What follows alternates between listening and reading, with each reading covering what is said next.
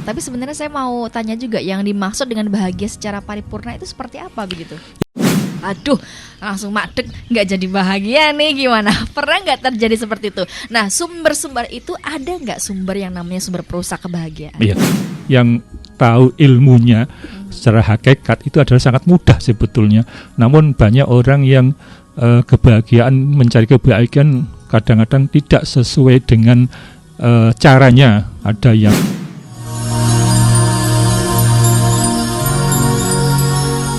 88,5 Irama FM Purworejo, top lagunya pasti infonya. Halo, apa kabarnya buat Anda pendengar Irama FM malam hari ini? Bersaya Ayu kembali hadir menemani Anda semuanya dengan memberikan informasi-informasi pada kesempatan hari ini dengan hal-hal apa saja yang mungkin pernah kita rasakan, berbagai emosi, hal-hal yang memang benar-benar relate adanya dalam kehidupan kita sehari-hari dan begitu, yes. Oke, dan artinya saya tidak sendiri. Sudah hadir narasumber kita, ada Bapak Dr. Andes Fatur Rahman MM yang nanti akan memberikan sebuah informasi. Informasinya apa saja? Iya, penasaran? Iya. Pantengin terus makanya. Silakan bagi Anda semuanya, apabila ingin bertanya, memberikan informasi, pertanyaan dan lain sebagainya, boleh sekali. Nanti di SMS online juga WhatsApp 081 392 696 815. Telepon juga boleh di 0275 321 446. Baik, saya akan sapa terlebih dahulu narasumber kita, Bapak Fatur. Gimana kabarnya malam hari ini? Kabarnya luar biasa. Baik sekali, harus bahagia juga gitu ya. Oke, kita akan membahas terkait kebahagiaan. Kalau kita tahu bahagia itu biasanya kan tercipta, kalau berseri-seri, kalau bahagia tuh senyum lebar, tertawa itu bahagia. Tapi sebenarnya bahagia itu seperti apa? Namun sebelum lebih lanjut, kita akan tanya dulu nih, kenapa nih, melatar belakangi apa? Apakah ada suatu kejadian kita membahas terkait kebahagiaan? Apakah manusia sekarang itu banyak kurang bahagianya atau seperti apa? Oke. Silakan Pak Fat. Ya, Assalamualaikum warahmatullahi wabarakatuh. Waalaikumsalam. Sebelum menyampaikan latar belakang tapi ada punya latar ya. Latarnya depan di belakang ya. Okay. Yang pertama, besok mulai hari Jumat itu kan tahun baru Hijriah ya, tahun baru Islam, tahun 1447. Mudah-mudahan tahun-tahun ini, akhir tahun ini dan kemarin itu yang baik, tahun depan lebih baik lagi. Dan kalau ada salah-salah dan dosa, mudah-mudahan semua diampuni dan kita tetap semangat untuk menyongsong tahun baru Hijriah 1447. Kemudian sebelum menyampaikan materi juga, jamaah haji Purworejo ini mungkin posisi sudah atau belum ini menuju ke Madinah, kemudian di sana melaksanakan sholat Arba'in kurang lebih 8 hari, kemudian sudah persiapan untuk pulang ke Indonesia. Mudah-mudahan semua diberikan keselamatan dan kesehatan, dan mudah-mudahan dengan haji yang mabrur tentunya. Kemudian ini yang nggak kalah penting sebelum menyampaikan, ini ternyata luar biasa, hari ini pas bertepatan dengan hari ulang tahun Irama FM ulang tahun hari ini. Mohon doa restunya Bapak Fat dan para pendengar, mudah-mudahan doanya, mudah-mudahan program-program siaran ini lebih bermutu dan bermanfaat untuk masyarakat luas. Nah, yang dulu itu namanya RSPD ya, sekarang namanya Irama FM. Dulu saya di pelosok sana ya masih mendengarkan Irama RSPD dulu. Ya, hiburannya radio ya. Radio ya. Nah, kemudian menuju ke tema ini, latar belakang pemilihan tema ini apa? Kok malam ini kita mengambil tema kebahagiaan, namun kan kebahagiaan banyak sumbernya. Ini salah satunya adalah maklum. Maklum itu kalau bahasa Jawanya apa? Ramaidu. Maklum. Ramaidu. Ramaidu nih. Iya ya. Ini justru saya dapat WA tadi kata-kata ini. Iya ya, kalau Jawa saya kan musar judulnya ini. Kalau Jawa itu namanya apa? Ramaidu. Ramaidu. Nah, itu kebahagiaan itu nanti kita membahas tentang bagaimana kebahagiaan itu muncul. Namun lebih spesifik kita akan membahas dengan mengelola yang namanya akhirnya muncul maklum. Akhirnya muncul perasaan maklum itu sebagai sumber kebahagiaan yang tadi kalau orang Jawa mengatakan ramaido tadi itu Mbak Ayu. Baik. Tapi kalau misalnya kita bicara dengan kebahagiaan itu yang sebenarnya itu seperti apa sih? Kadang-kadang kita gitu banyak bingungnya gitu. Kalau kita merasakan kepuasan, berhasil, wah ini sesuai dengan apa yang saya harapkan, bahagia nih. Tapi kalau misalnya kita gagal atau terhindar dari apa yang kita inginkan, nggak bahagia nih. Apa sih definisi bahagia sebenarnya begitu? Kalau nggak bahagia gulung komeng ya. betul. Gini ya, persepsi paling tidak itu persepsi saya ya. Kami yang dapatkan dari beberapa diskusi ilmu dan lain-lain, bahwa hidup di dunia ini tujuannya sebetulnya adalah untuk mencari kebahagiaan atau mendapat kebahagiaan lah. Yang ya kita kan berusaha namanya mencari ya. Kalau sudah dapatkan namanya kita mendapatkan. Tapi tujuannya adalah mendapatkan kebahagiaan atau merasakan kebahagiaan. Itu adalah tujuan hidup di dunia. Karena ini kebahagiaan itu dalam arti luas, dan kebahagiaan ini ya tadi itu tanda-tandanya bisa senyum, bisa nyaman, dan diri kita itu merasa bahagia pasti. Maksudnya tanda-tandanya tadi antaranya ya senyum itu nggak berat. Kalau senyum kok berat berarti belum bahagia. bisanya manyun. Banyak pikiran, manyun. Kemudian ini bahagia itu ya harapannya kita bahagia secara paripurna. Pokoknya tidak ada sekat-sekat satu sel pun dalam tubuh kita yang tidak bahagia. Harapannya kan seperti itu. Sehingga bahagia ini adalah hal yang paripurna. Kemudian ada ini lagi, bahagia itu gini, perbedaan bahagia dan kepuasan itu beda. Wah, rasanya puas, mantap puas. Kemudian ada yang bahagia. Kalau bahagia itu adalah tadi itu perasaan senang, nyaman secara paripurna. Tapi kalau puas itu ya istilahnya senang sesaat. Contohnya gini, misalnya ini anak-anak muda ya, ada persaingan untuk mendapatkan sang pujaan ya misalnya. Kemudian ada malam minggu kok udah duluan ngapelin misalnya. Kemudian pakai sepeda motor, saingan saya, kemudian terus pentilnya tak ambil ini misalnya. Pentilnya diambil. Nah begitu diambil, kemudian dipantau dari jauh, kemudian si cowok tadi yang mendahului, kemudian sepeda motornya kan nggak bisa jalan, akhirnya dituntun kan, kemudian jalan. Lah ini bagi orang yang bekerja seperti itu rasanya itu puas, tapi sebetulnya nggak bahagia. Karena dalam dirinya itu ada unsur dendam, marah pada seseorang ini. Lah senang tapi ada unsurnya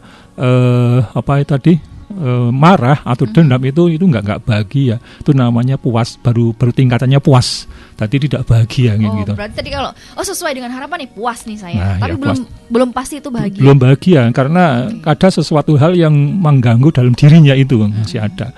Kemudian misalnya contoh lagi, maaf ini ya bagi orang yang berkarir dalam suatu perusahaan, kemudian dia bagian program atau bagian komputer, kemudian kalau dia kerjaannya lancar-lancar saja, wah bahaya, saya akan tertinggal. Wah akhirnya komputer disabotase misalnya, kemudian bla bla bla, akhirnya pekerjaan yang ngandat, kemudian dia tidak berprestasi ya karena dirusak tadi itu. Makanya rasain lu saingan. Akhirnya dia kan akhirnya kalah, tahunya akhirnya dia yang bisa lari. Ini termasuk juga puas rasanya bisa ngerjain, puas rasanya itu saingan. Wah, akhirnya dia ketinggal. Nah ini termasuk juga orang yang puas ini, maaf jangan tersinggung ya, orang rokok ya. Merokok itu kan dia itu begitu nyedot, begitu minum kebul namanya, uap ya, asap ya, itu wah rasanya nikmat gitu deh, puasnya. Tapi apa nggak ingat gambarnya ada kerongkongan yang bolong itu? Bang Adi gimana? Kemudian yang mestinya uangnya bisa terkumpul, kemudian dibakar untuk membakar uang itu seperti itu. Ya maaf ini jangan tersinggung ya. Itu ada, kalau melihatnya dari sisi itu dia tidak bahagia, hanya puas saja ketika ya maaf ya, saya juga pernah merokok sih. Pernah merokok.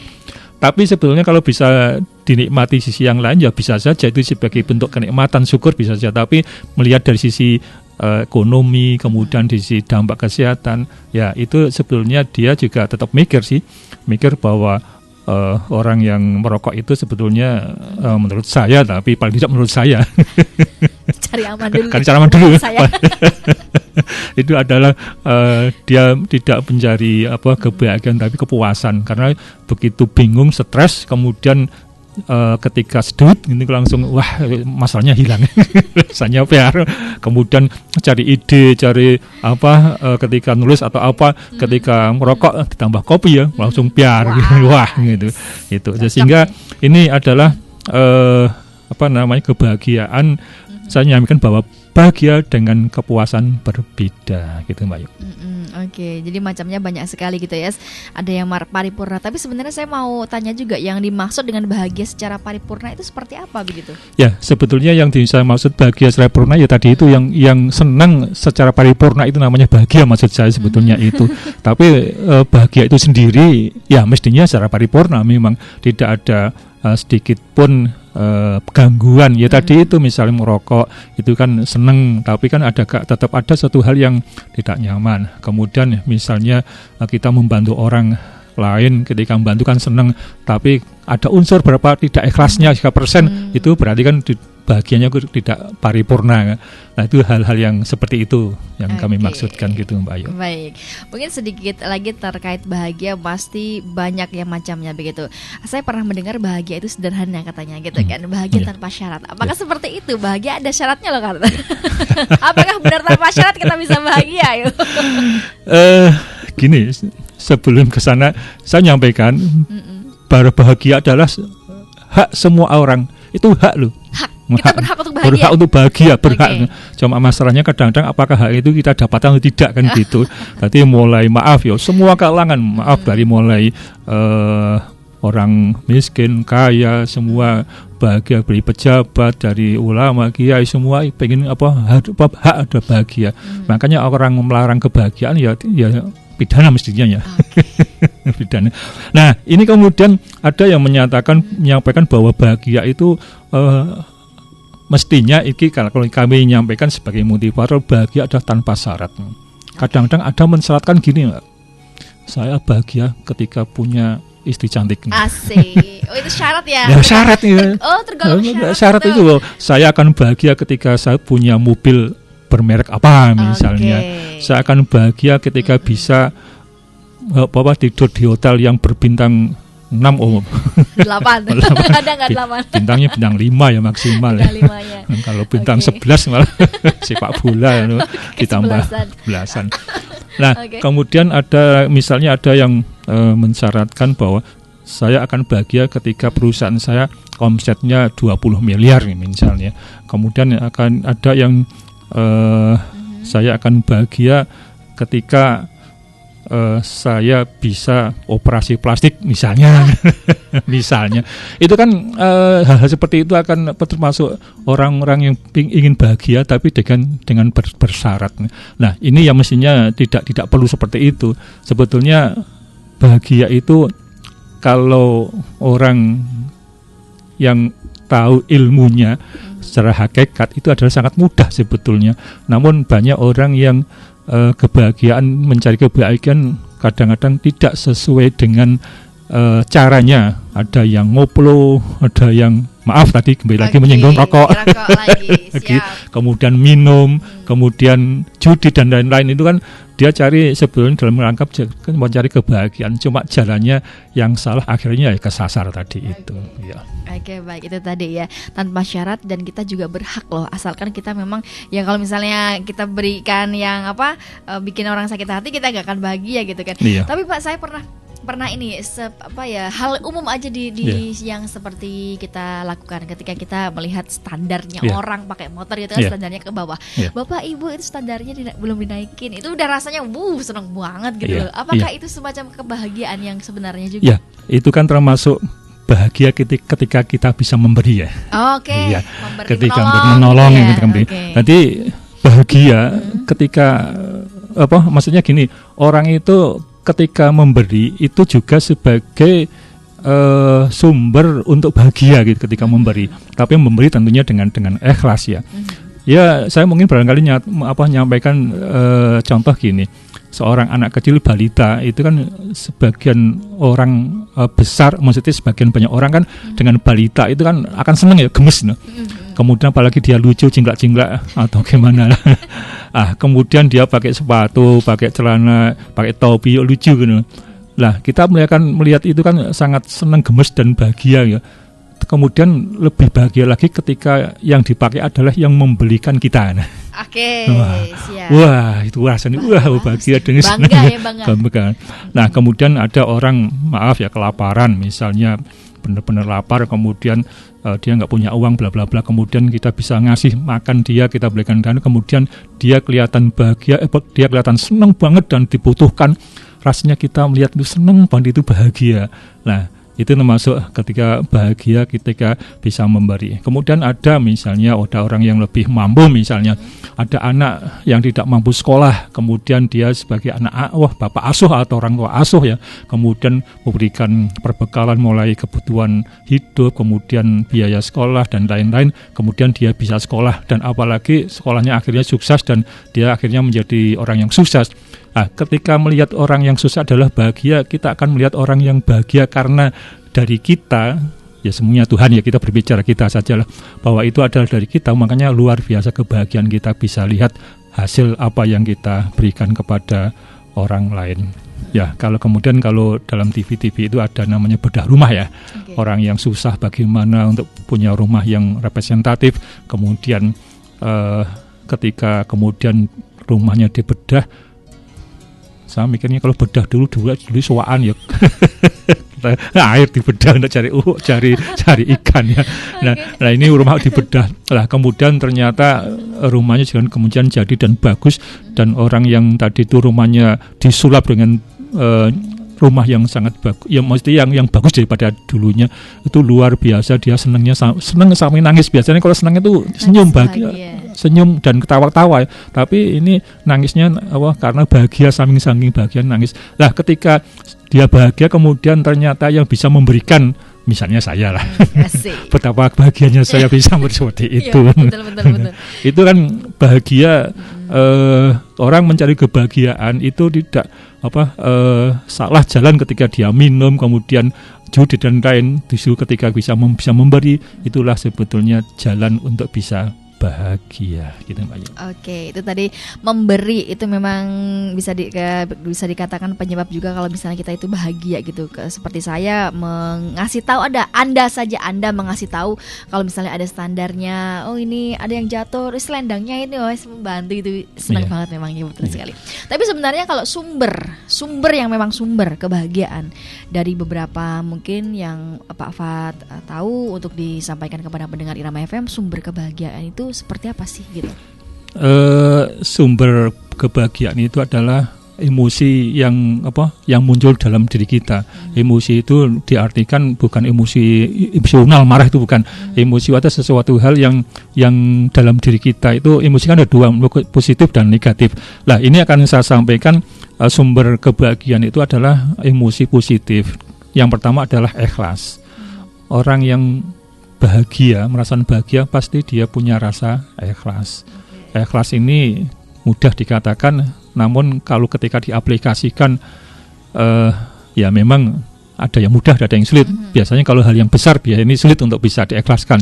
Misalnya punya, kalau ada seorang yang buat jenis ya, mengkiaskan atau gini, ketika punya uang sedikit, orang misalnya punya ayam misalnya 5, kemudian diminta 1, masih mungkin.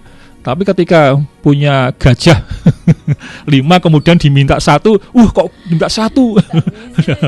Karena nilainya lebih besar, tapi sebenarnya persentasenya sama.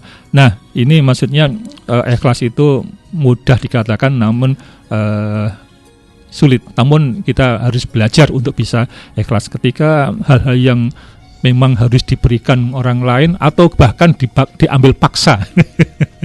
Ambil paksa ini ya kadang-kadang ya kita juga nggak ikhlas ya. Namun ya berusaha semaksimal mungkin ikhlas. Ketika ikhlas betul dan tidak ikhlasnya 0 dan ikhlasnya 100%, maka munculnya kebahagiaan. Kemudian ini sumber termasuk kebahagiaan juga adalah sabar.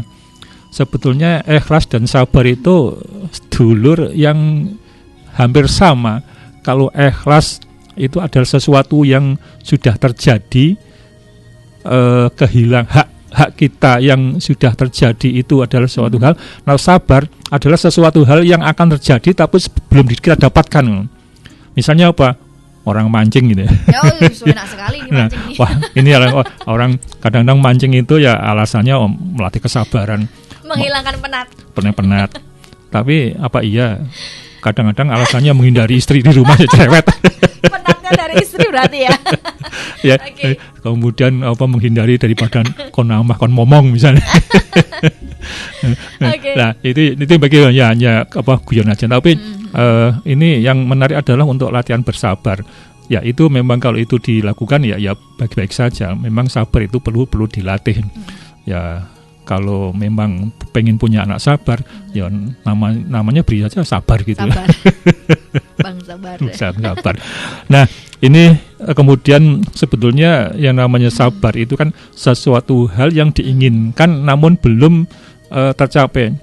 Tak enteni sampai kapan dia ben kelakuan ini berubah misalnya. Nah, itu kan harus sabar. Okay. Kemudian bagaimana tak usah tunggu biar apa misalnya. Kemudian ini kaitan dengan keinginan saya sabar nabung berapa per bulan berapa saya pengen punya mobil. Nah, ini kan juga sabar. Nanti kan akhirnya juga sampai ke sana. Okay. Kalau harganya enggak juga kita nabungnya stagnan, kemudian ternyata mobilnya harganya lari. Maksudnya kenaikan harganya. Jadi ya enggak capek-capek. Tapi kan sekarang bisa saja dengan model kredit misalnya. Daripada sulit menopang, udah langsung tubruk aja kredit. Apalagi bidang motor yang sekarang mudah ya. Ibaratnya modal KTP, kemudian ya berapa rupiah sudah bisa bawa pulang gitu. Walaupun itu kan, tapi saya tidak mengajari itu ya. Kalau bisa itu beli apa-apa jangan hutang lah kalau bisa. Asal tanggung jawab loh. Tapi kalau memang hutang, aduh. Iya betul. Ya kalau bisa jangan hutang lah. Kalau bisa jangan ya. Terpaksa. Tapi masa beli mobil terpaksa. Itu kebutuhan loh. Kebutuhan. Nah, kemudian juga ini bersyukur. Bersyukur, kata-kata syukur itu kalau intonasinya berbeda, maknanya beda ya. Okay. Syukur, alhamdulillah, dapatkan nikmat. Itu beda lagi. Syukurin, syukur kau. ini kan berbeda. Okay. Nah, ini syukur ini pada dasarnya adalah sesuatu hal yang kita dapatkan nikmat, kita mestinya adalah melihat lebih ke bawah, jangan melihat ke atas. Maksudnya saya gini, ketika seseorang ini katakanlah pendapatan bulanan gaji katakanlah 7 juta misalnya, tapi sudah banyak sebetulnya ya. Belikan kerupuk misalnya. Banyak banget. Sakamar penuh nih. Nah, kemudian waduh hanya dapat 7 juta itu tetangganya 15 juta. Wah, kalau seperti ini ya tidak akan pernah bersyukur.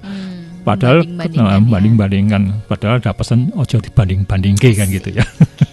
Nah, ini kemudian ketika dia melihat lebih ke bawah, wah itu yang pekerjaannya di sana dia hanya dapatnya sehari 100.000, dia berarti dapatnya hanya sekitar 3 juta kan. Ini sudah 7 juta, berarti kudunya melihat, ketika bisa melihat lebih ke bawah itu bersyukur.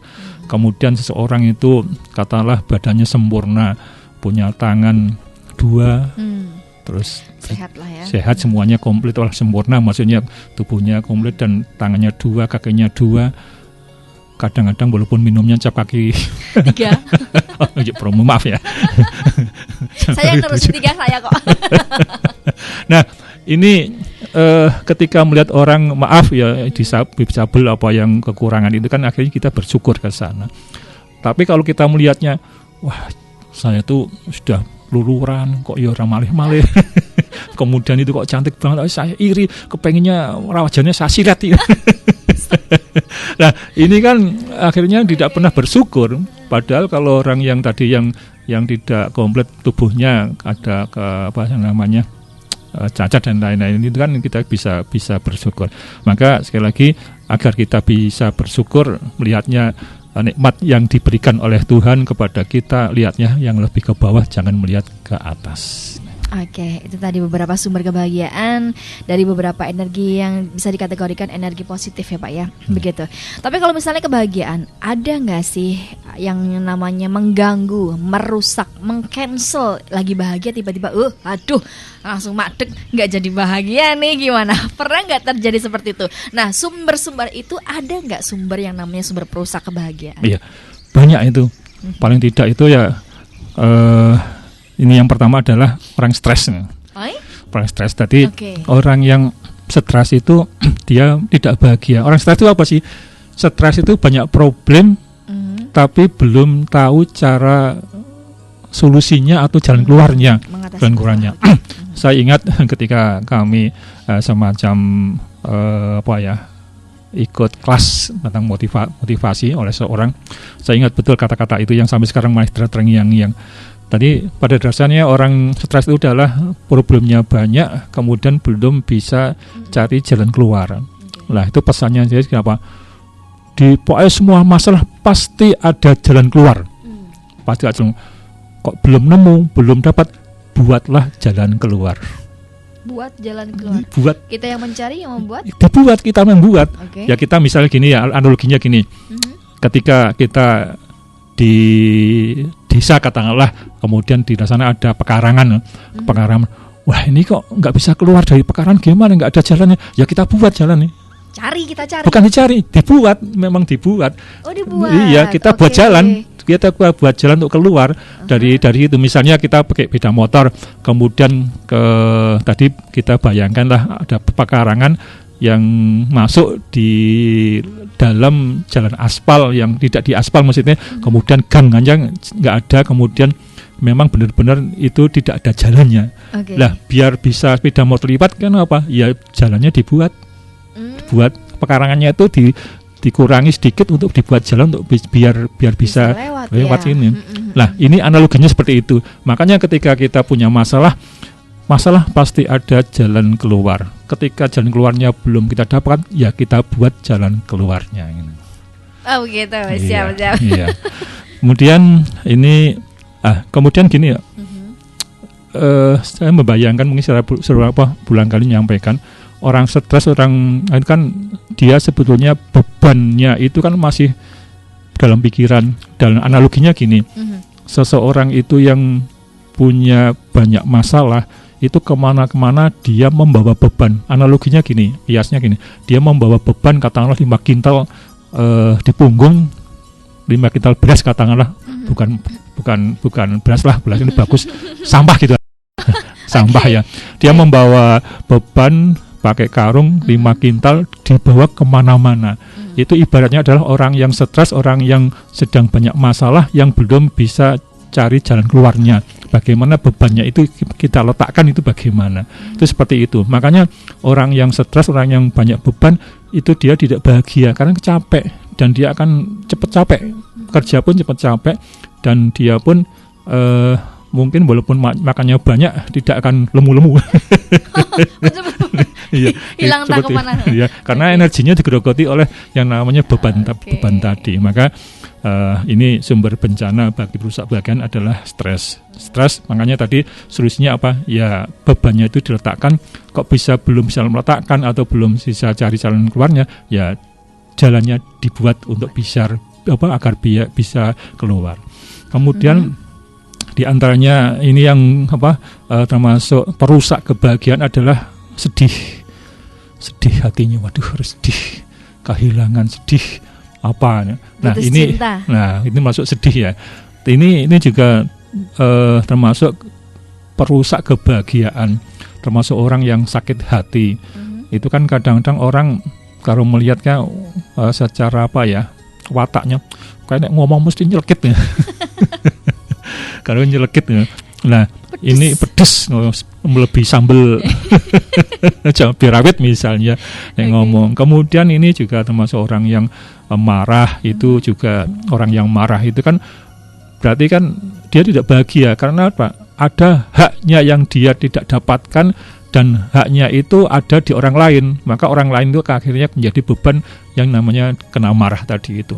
Misalnya bos rumah tuan rumah, kemudian si asisten rumah mestinya kalau dia jam 10 dikunci pintunya, ternyata jam 12 belum dikunci, adalah si tuan rumahnya keliling ngecek rumah. Nah, makanya itu haknya si tuan rumah, kok jam 10 harus dikunci, kok jam 12 belum dikunci, maka dia akhirnya marah. Nah itu karena haknya tidak didapatkan. Karena dengan tidak dikunci dia merasa tidak nyaman di rumah karena khawatir keamanannya terganggu karena tidak dikunci. Kemudian termasuk di dalamnya orang yang dendam itu sebelumnya marah tapi yang disimpan, dan ini suatu ketika akan ada pelampiasan dendam ya, kadang-kadang seperti itu. Kemudian ada khawatir sesuatu akan terjadi, dan khawatir ini biasanya kalau khawatirnya terus-terusan ini akan berdampak pada lambung biasanya, atau mungkin namanya yang naik itu di sini bukan, maksudnya bagian perut itu akan terserang di situ. Nah, kemudian kalau orang marah, sering saya menyampaikan gini, orang marah itu detak jantungnya akan lebih cepat. Ketika tadinya benar-benar diam-diam saja nyaman, kemudian ada suatu hal dikabari, kemudian dia marah, maka detak jantungnya lebih cepat. Ketika detak jantungnya lebih cepat, otomatis darahnya mestinya kan cepat.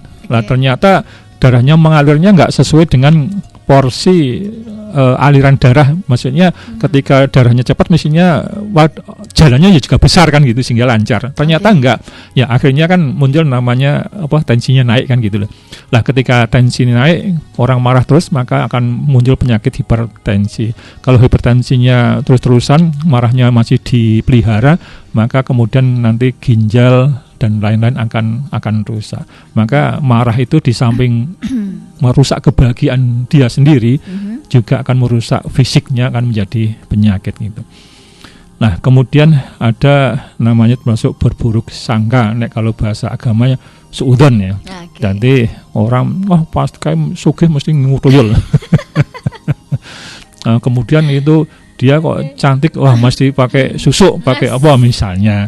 Kemudian selalu bersangka, itu sugih pasti gitu, bla bla bla bla. Itu orang-orang seperti itu, orang yang selalu bersangka buruk pada orang lain, itu akan kebahagiaannya akan terganggu. Kemudian ini yang sesuai dengan judul sebetulnya, ini adalah yang nanti kita akan kaji lebih dalam, adalah orang yang tidak bisa memaklumi. Orang tidak memaklumi. Orang yang tidak bisa memaklumi, maka ini akan menjadikan dia itu tidak bahagia. Orang yang maklumi itu akan menjadi bahagia. Nah, makanya nanti apa yang saja yang kita akan kaji lebih dalam lagi tentang maklum. Nah, maklum tadi sudah sampai tadi awal kita sampaikan bahwa maklum itu adalah kalau bahasa Jawa ramaido tadi. Ya. Oke. Oke, tadi beberapa hal ya, dari stres, dari sedih, dari sakit hati, marah, mungkin bisa dendam juga dan lain sebagainya. Tapi kalau misalnya kita ke marah dulu deh. Kalau misalnya marah kan otomatis kita kadang-kadang ya udah perasaan bahagia nih, terus kemudian ada orang yang tiba-tiba bikin kita marah. Sebenarnya bagaimana nih caranya kita untuk mengatasi itu? Marah itu datangnya dari luar nih, bukan dari kita atau bagaimana gitu. Itu bagaimana cara kita menghadapi pada saat tiba-tiba dari rumah kita berangkat kerja, semisal dari rumah kita udah bahagia, di perjalanan ada aja senggol-senggolan kendaraan dan lain sebagainya, bikin marah. Waduh, sampai kerjaan ini yang tadinya bahagia kok jadi marah begini, gimana ini gitu kan. Ya gini, sebetulnya orang marah dan tidak itu tergantung pada diri kita sebetulnya. Ya memang awalnya adalah dari eksternal kita, namun bagaimana kita pintar-pintar memanage, istilahnya memanage peristiwa itu ke kita sehingga kita tetap menjadi bahagia. Mungkin kita boleh sampaikan gini, prosesnya orang jadi bahagia atau sedih atau apa itu gini. Jadi pada dasarnya peristiwa itu adalah netral. netral. Kemudian tergantung kita melihatnya netral. Ketika itu seperti netral, kemudian kan kita masuk ke dalam tubuh kita itu kan melalui namanya panca indera. Panca indera. Nah, panca indera itu mulai dari penglihatan, kemudian perasaan dan rasa, kemudian pendengaran itu bagaimana. Nah, tergantung pada kita. Contoh gini, misalnya musik pada dasarnya kan enak. Namun ketika musiknya keras, mungkin anak muda juga seneng jeduk. Tapi bagi orang tua mungkin, waduh, nang kuping nggak enak.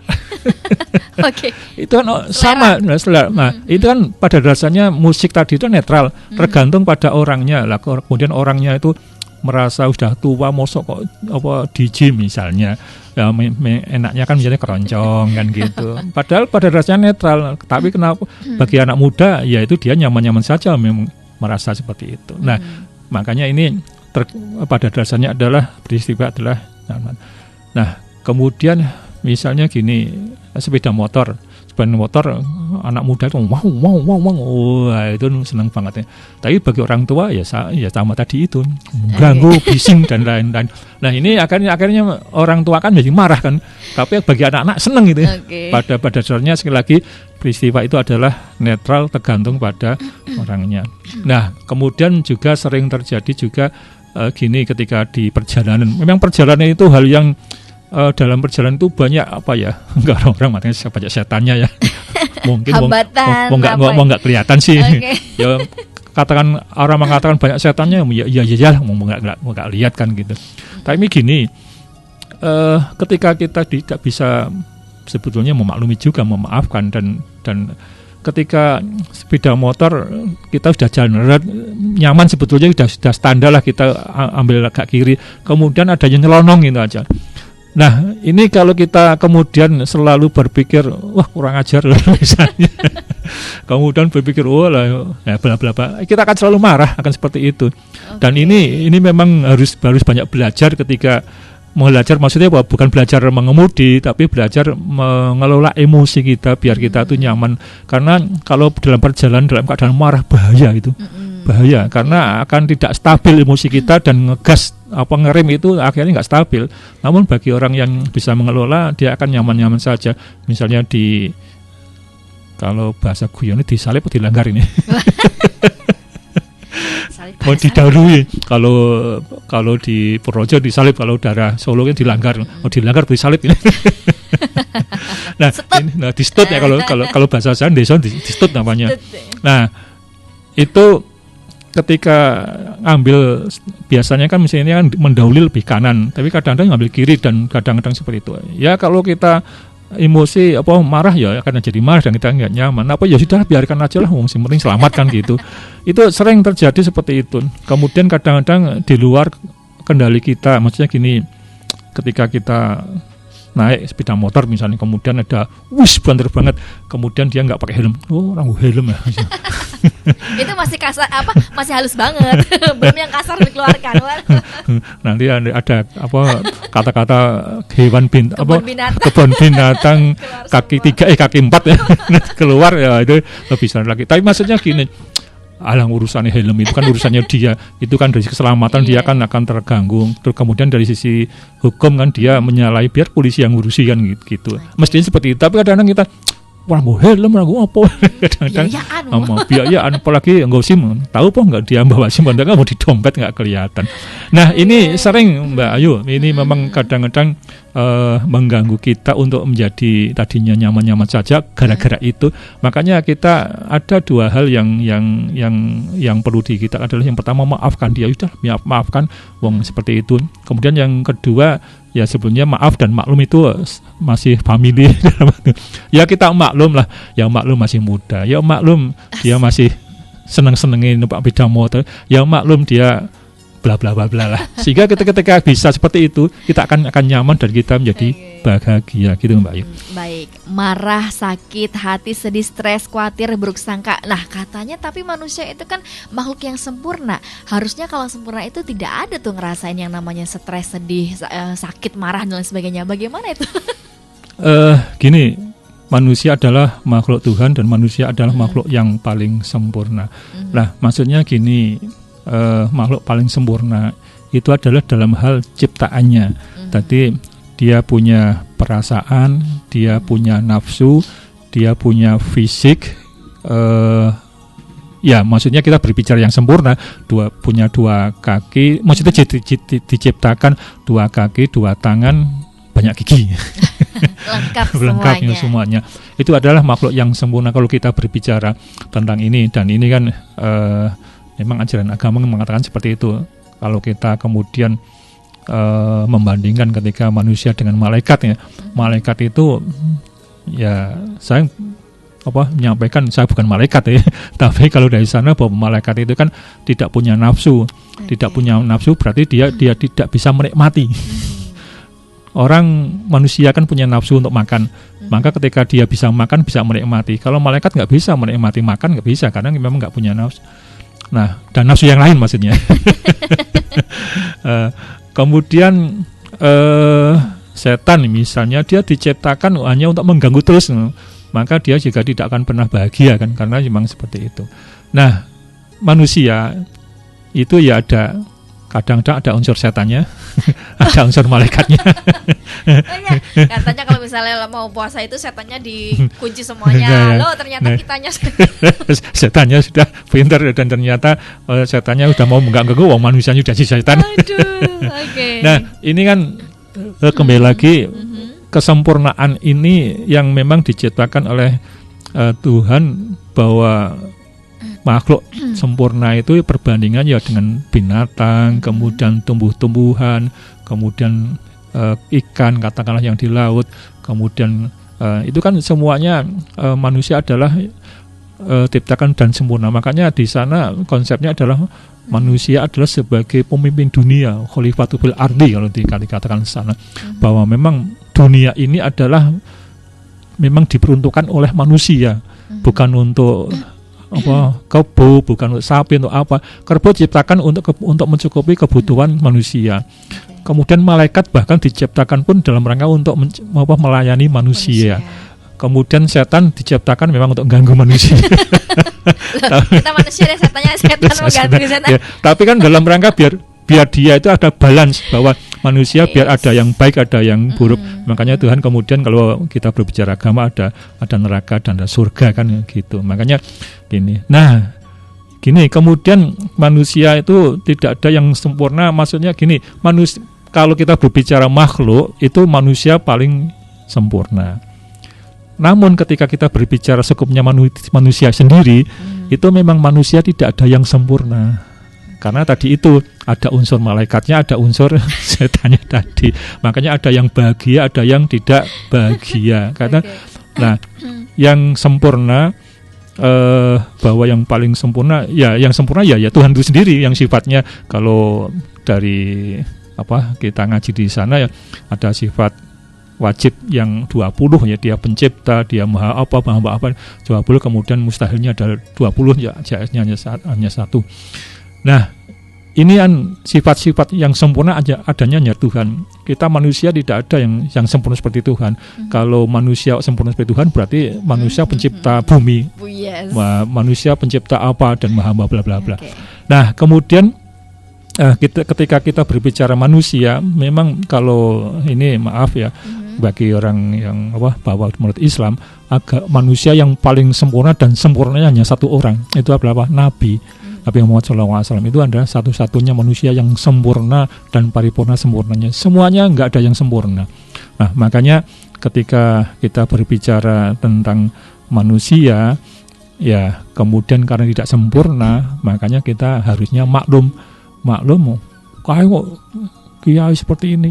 Ya maklum, manusia bukan nabi, bukan Tuhan kan. Sehingga ketika kita bisa memaklum seperti itu, kita akan lebih nyaman gitu. Oke, baiklah buat Anda pendengar Irama FM, dapat salam dari Florida Orange. Ini kita live, kebetulan live di TikTok di Irama FM. Assalamualaikum Pak Fat. Waalaikumsalam warahmatullahi wabarakatuh. Dari Mbak Florida, terima kasih ya. Buat Anda pendengar, kalau misalnya mau ikut curhat ataupun ikut memberikan mau tanya-tanya lah, curhat boleh silakan, mumpung ada Pak Fat. Sekarang Anda lagi bahagia atau tidak? Nah, gitu aja gitu. Tapi tadi Pak Fat kan sempat menyinggung terkait manusia maklum. Nah gitu, dimaklumi, maklum. Sebenarnya yang perlu dimaklumi itu yang mana begitu? Ketika kita bisa biar bahagia, paling tidak ada 3 hal yang perlu kita maklumi. Yang pertama adalah Tuhan dan Allah. Allah dimaklumi? Gak bisa. Gimana ini? Wah ini urusan besar ini. Berat ini. Tapi gini, maksudnya gini, Tuhan itu adalah segala-galanya, malah-galanya. Kemudian kita itu kan kalau sesuatu hal bagi orang yang beragama itu pasti ya ketika kepengen apa-apa di samping berusaha secara lahiriah, kemudian secara kasar mata, kita kan akhirnya juga berdoa kepada Tuhan. Lah kemudian ketika seseorang minta atau doa kepada Tuhan, ini kan kalau semuanya terkabul, mesti orang itu luar biasa manusia hidup di dunia ini. Saya kepengen hidup di bulan. saya bisa nyuwil misalnya di planet apa. Kalau semuanya dipenuhi, misalnya saya langsung Tuhan, saya minta mobil 5 di rumah misalnya. Saat ini juga misalnya. Ya Tuhan pasti bisa, mau Tuhan itu maha kuasa.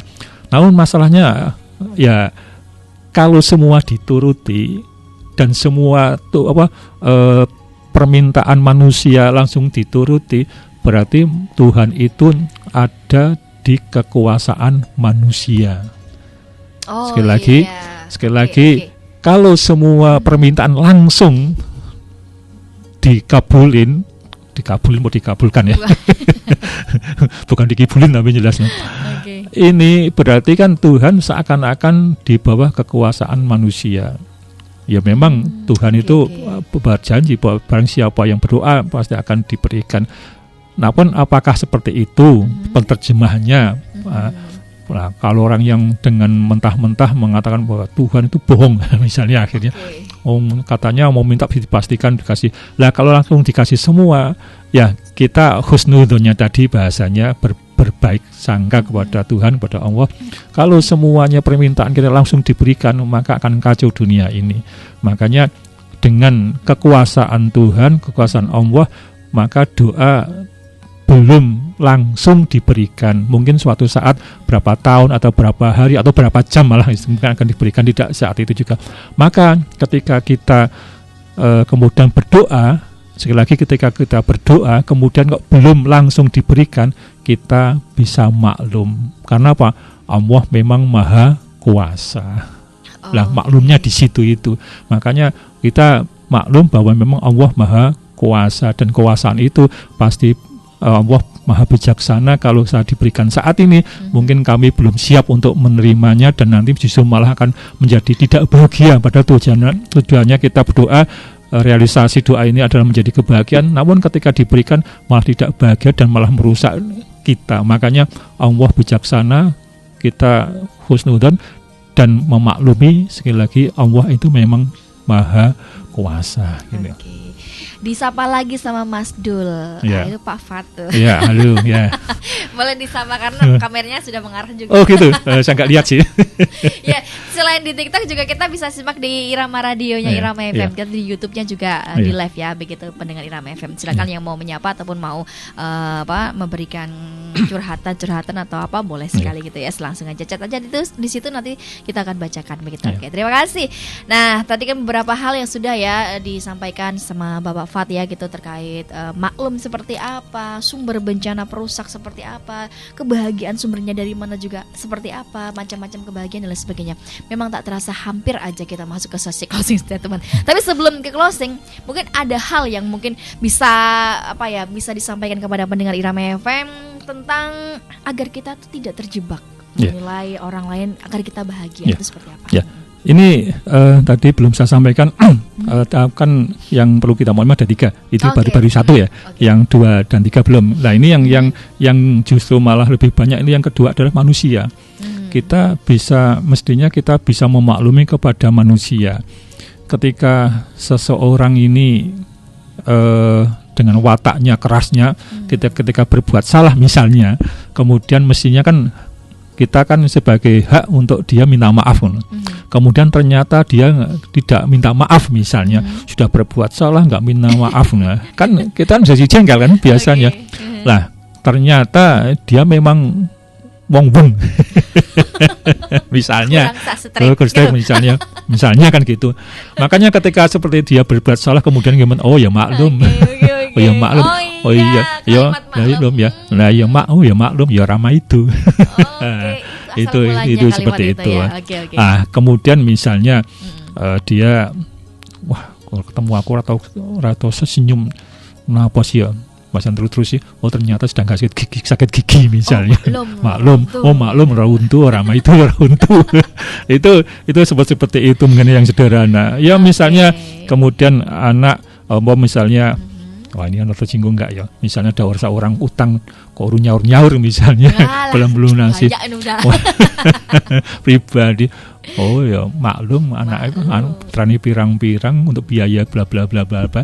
Maka ketika orang yang dihutangi kemudian mau menagih, mau melihat keadaan seperti itu, maka dia harusnya maklum karena memang dia tidak berniat ngemplang, namun memang keadaan yang seperti itu sehingga belum bisa nyaur itu, maka harus dimaklumi seperti itu. Kemudian misalnya yang sering gini Mbak, kita lah orang lain lah nyontohkannya jelek kan sama kalau mencontohkan yang jelek orang lain aja lah nanti tak boleh kejadian.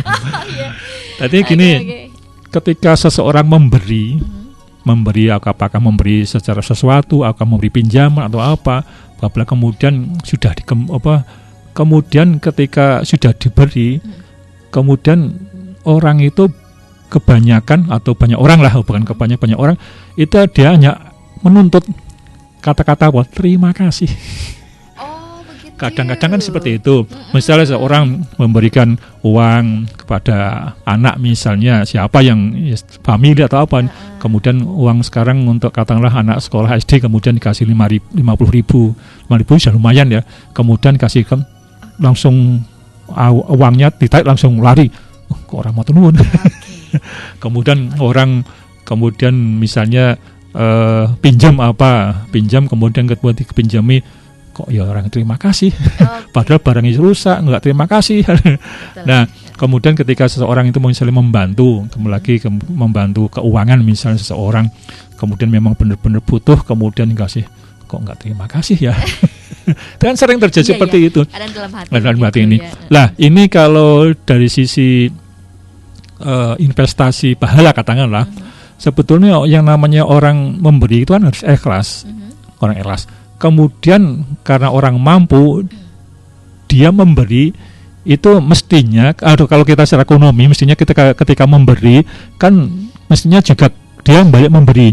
Ketika kita memberi hutangan 50.000 mestinya dia balik juga nyaur 50.000 mestinya. Namun ini adalah hal yang berbeda ketika dia memberikan 50.000 hanya pengen diganti kata-kata terima kasih. Berarti ketika seseorang ini memberikan 50.000 itu diharga sama dengan terima kasih. Nah, ketika orang tidak memberikan kata-kata terima kasih, maka yang memberikan itu rasanya gelo, tidak ikhlas. Nah, ini yang menurut saya salah. Makanya ketika orang memberi, ya jangan mengharap kemudian dia mengucapkan terima kasih atau tidak atau apa. Ya udah, yang memberikan ya sudah memberikan saja kan gitu. Nah, ini yang sering terjadi seperti itu. Nah, makanya orang yang kadang-kadang orang tidak bisa terima kasih, tidak memberikan kasih, memang kadang-kadang karakter dia itu ratakan pikirannya atau apa, ya kita harusnya maklum. Kembali lagi orang maidu, kembali lagi orang akhirnya tidak mengerti. Kemudian misalnya ada anak yang sekolah kok tampil nggak berani ke sana, bla bla bla bla, misalnya itu juga kita maidu. Kemudian ada lagi yang namanya maklum kepada makhluk ya. Makhluk itu misalnya makhluk binatang lah. Kemudian misalnya gini ngingu sapi ya, melihara sapi. Kok orang lemu-lemu ya, padahal sudah kasih makan.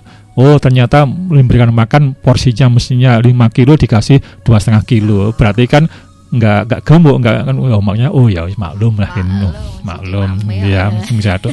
Kemudian tumbuhan, kemudian misalnya nanam lombok, kemudian pupuknya kurang maksimal, macan kok buahnya enggak banyak, macan dicek dengan membandingkan dan tetangga gimana? Oh ya maklum, seperti itu. Kemudian juga makhluk-makhluk yang lain ketika bahkan makhluk yang tidak kelihatan di sana, misalnya kemudian wah saya geger nang kono kok yo dari suatu nggak nyaman. Oh ya maklum, wong selama ini tenang diganggu, akhirnya dia pun juga bereaksi kan. Akhirnya kita maklum.